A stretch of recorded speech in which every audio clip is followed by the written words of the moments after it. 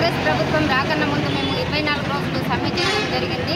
మా సమ్మె డిమాండ్లను పరిష్కరించాలని 20 రోజులు సమ్మె చేసిన తర్వాత అప్పుడున్న బీఆర్ఎస్ ప్రభుత్వము 2 సార్లు చర్చలకు పిలిచి మా సమస్యలను పరిష్కరిస్తామని ప్రభుత్వం హామీ ఇవ్వడం జరిగింది. అప్పటి నుండి ప్రభుత్వం బీఆర్ఎస్ ప్రభుత్వం ఏవైతే హామీలు ఇచ్చిందో ఆ హామీలను నెరవేర్చాలని మేము ఎన్నో వినతి పత్రాలు ఇవ్వడం జరిగింది. కమిషనర్ నుండి అయితే ఇక్కడ ఉన్న DWO వరకు కూడా వినతి పత్రాలు ఇచ్చాము. కానీ ఏమాత్రం ఒక్క సమస్య కూడా పరిష్కారం కాలేదు. 3 నెలల నుండి కాంగ్రెస్ ప్రభుత్వం వచ్చినప్పటి నుండి 3 నెలల నుండి వేతనాలు లేవు. అంగన్వాడీలకు వేతనాలు మాకు ఇచ్చేదే తక్కువ వేతనం 13,650 రూపాయలు.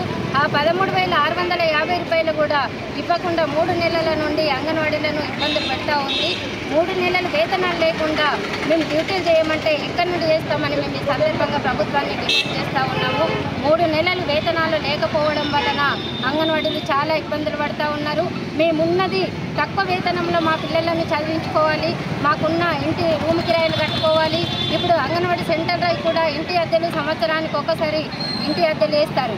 ఇంటి అద్దెలు వేసినప్పుడు అది కూడా మేము అంగన్వాడీ సెంటర్ అద్దెలు కూడా అంగన్వాడీ టీచరే చెల్లించాల్సిన అవసరం ఉంటుంది. ఒకవేళ ఇంటి అద్దెలు చెల్లించకపోతే అంగన్వాడీ టీచరు సెంటర్ని రోడ్డు మీదకి తీసుకొచ్చే అవకాశం కూడా ఉంది. కాబట్టి మేము ప్రభుత్వాన్ని డిమాండ్ చేస్తూ ఉన్నాము.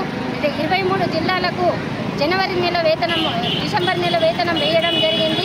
13 జిల్లాలకు మాత్రం ప్రభుత్వము వేయకుండా ఆపడం జరిగింది.